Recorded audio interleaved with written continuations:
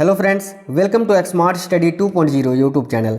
आज इस वीडियो में साथियों जिनका पेपर अभी दिल्ली पुलिस कांस्टेबल में बाकी है उनके लिए जीके जीएस के बहुत ही महत्वपूर्ण प्रश्न लेकर आए हैं।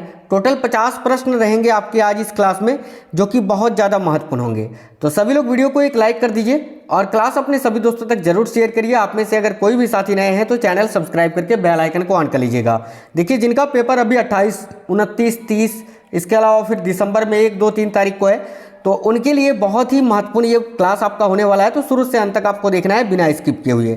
देखिए, आज की क्लास का पहला क्वेश्चन है, क्वेश्चन नंबर 2 से ही शुरू करेंगे। पहला क्वेश्चन थोड़ा गलत हो गया था आज, ठीक है। तो क्वेश्चन नंबर 2 में आपका ये पहला क्वेश्चन इसको मानिए, और क्वेश्चन ये है कि भारत का पहला टेलीकॉम ग्लोबल टेलीकॉम सिटी कौन सा है।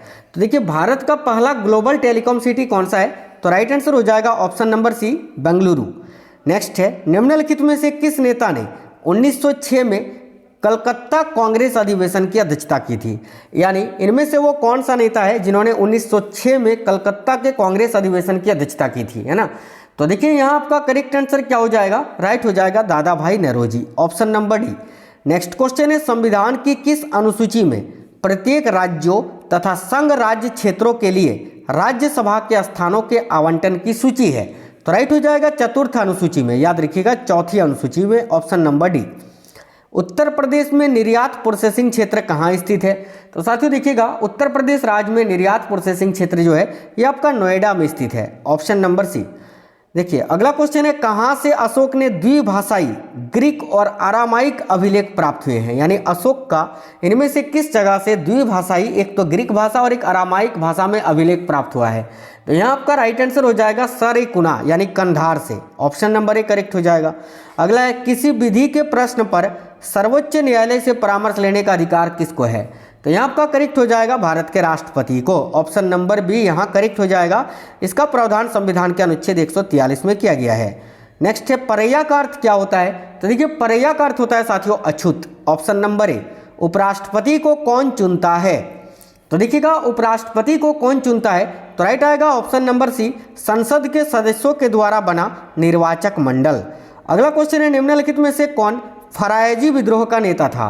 तो साथियों देखिए, इनमें से कौन फरायजी विद्रोह का नेता था, तो राइट होगा ऑप्शन नंबर बी, दादू मियाँ, याद रखिए।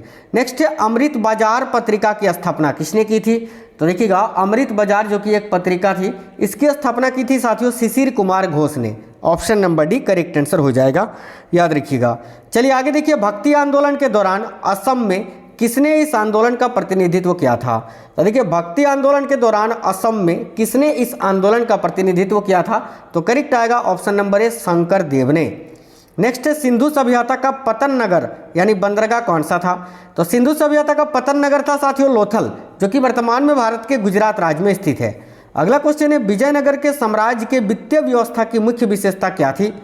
तो साथियों, विजयनगर साम्राज्य की बात करें तो इसकी स्थापना 1336 में हरिहर और बुक्का नामक दो भाइयों ने मिलकर किया था। और विजयनगर के साम्राज्य की वित्तीय व्यवस्था की मुख्य विशेषता थी भू राजस्व, option number B. Next question है, दिल्ली के निम्नलिखित सुल्तानों में से किसने तैमूरी शासक मिर्जा शाहरुख के अधिराज्य में आना स्वीकार किया था। तो साथियों देखिए, दिल्ली के निम्नलिखित सुल्तानों में से किसने तैमूरी शासक मिर्जा शाहरुख के अधिराज में आना स्वीकार किया था। तो करेक्ट होगा खिज्र खां सैयद ने, ऑप्शन नंबर सी। नेक्स्ट है, 1924 ईस्वी में किसके द्वारा ब्रिटिश सरकार से यह मांग की गई कि भारतीय संविधान के निर्माण के लिए संविधान सभा का गठन किया गया। तो देखिए, 1924 ईस्वी में किसके द्वारा ब्रिटिश सरकार से यह मांग की गई कि भारतीय संविधान के निर्माण के लिए संविधान सभा का गठन किया गया। तो याद रखिए, करेक्ट होगा मोतीलाल नेहरू के द्वारा, option number C. Kakori train डकैती कांड के नायक कौन थे। तो साथियों देखिए, बहुत अच्छा क्वेश्चन है ये, काकोरी ट्रेन डकैती कांड के नायक कौन थे, तो Ram Prasad Bismil, option number A. संविधान सभा का संवैधानिक सलाहकार किसे नियुक्त किया गया था। तो राइट होगा साथियों BN राव को, ऑप्शन नंबर सी। खनिज तेल खपत की दृष्टि से विश्व का दूसरा देश कौन सा है। यानी खनिज तेल की खपत की दृष्टि से विश्व में दूसरे नंबर पर कौन सा देश आता है। तो करेक्ट होगा साथियों चीन। पहले नंबर पर आपका अमेरिका है, दूसरे नंबर पर चीन है और तीसरे नंबर पर अपना भारत है, याद रखना। अगला है, भारतीय संविधान की प्रस्तावना में देश का कौन सा नाम उल्लेखित है। तो देखिए, भारतीय संविधान की जो प्रस्तावना है उसमें हमारे देश का नाम क्या उल्लेखित है, तो याद रखिए भारत और India, option number C. Next है विधि के सामने समानता का अधिकार, ये किस प्रकार का अधिकार है? तो विधि के सामने समानता का अधिकार जो है ये साथियों याद रखिएगा सभी साथी नागरिक अधिकार है, ये ऑप्शन नंबर ए। अगला है भारत में आलू 16वीं शताब्दी में कहाँ से आया था? तो स्टार्टिंग में भारत में आलू जो है 16वीं शताब्दी में कहाँ से आया था? तो पुर्तगाल से, ऑप्शन नंबर सी करेक्ट होगा। तथाकथित कुशासन के आधार पर किस गवर्नर जनरल ने मैसूर राज्य के प्रशासन को ले लिया था?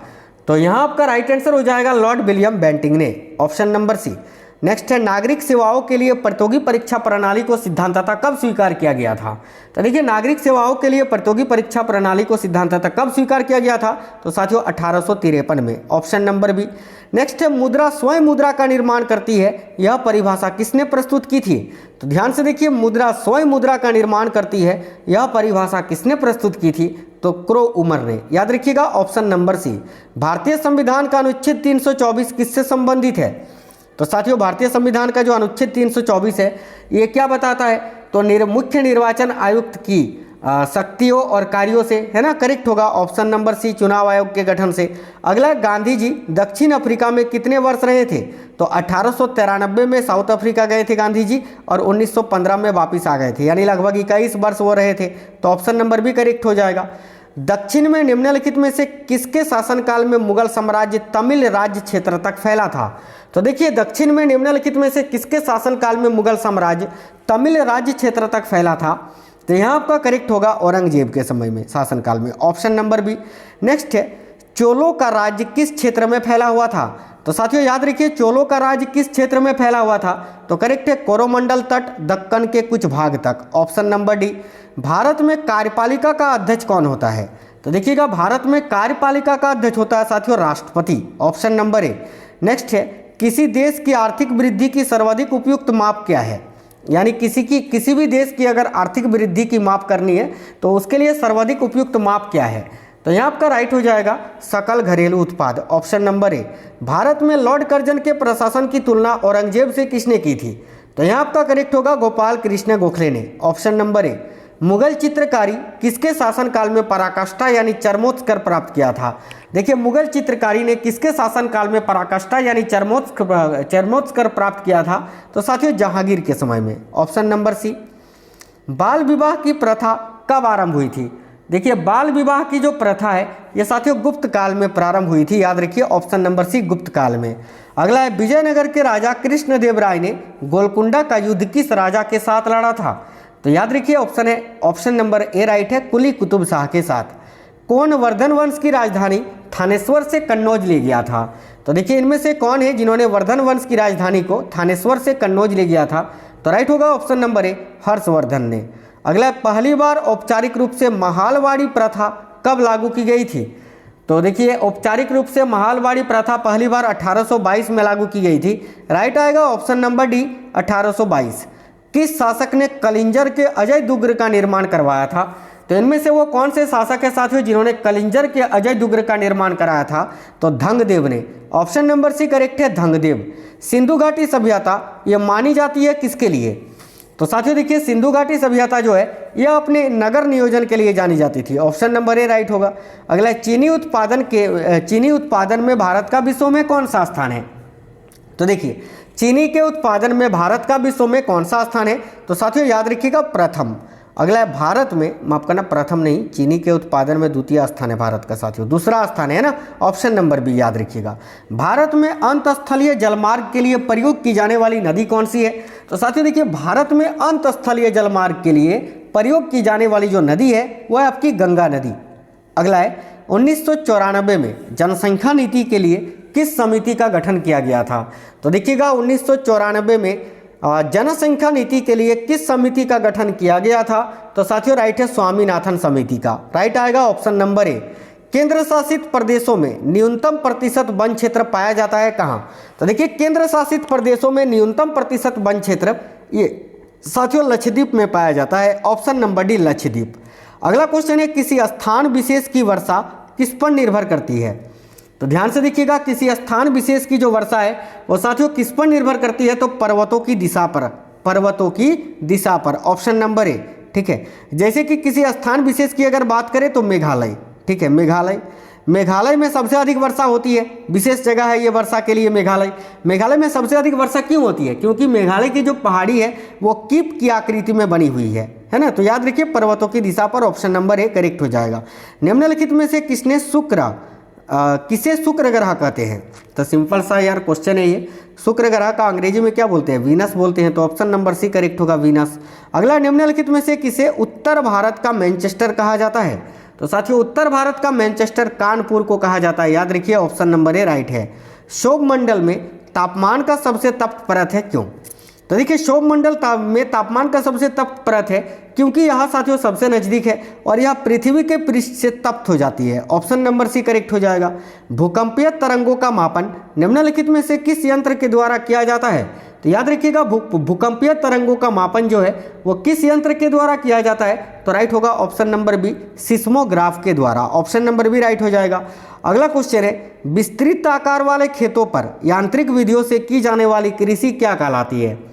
तो देखिए विस्तृत आकार वाले खेतों पर यांत्रिक विधियों से की जाने वाली जो कृषि है उसको विस्तृत कृषि कहते हैं। Option number C right answer हो जाएगा। निम्न में से कौन सा प्रमुख कागज उत्पादक देश है? तो देखिए निम्नलिखित में से कौन सा एक प्रमुख कागज उत्पादक देश है? तो करेक्ट होएगा ऑप्शन नंबर ए, कनाडा। अगला, एक भारी नाभिक के दो हल्के नाभिकों में टूटने की प्रक्रिया को क्या कहते हैं? तो देखिए एक भारी नाभिक के दो हल्के नाभिकों में टूटने की प्रक्रिया को नाभिकीय विखंडन कहते हैं साथियों। तो ऑप्शन नंबर बी यहाँ आपका करेक्ट आंसर हो जाएगा। तो साथियों बहुत ही महत्वपूर्ण प्रश्न थे ये जो मैंने आपको कराया। तो क्लास आपको कैसा लगा है जरूर बताइएगा और वीडियो को एक लाइक और शेयर जरूर कर देना, ठीक है। तो मिलते हैं आपसे नेक्स्ट वीडियो में, नेक्स्ट क्लास में। तब तक के लिए जय हिंद, वंदे मातरम।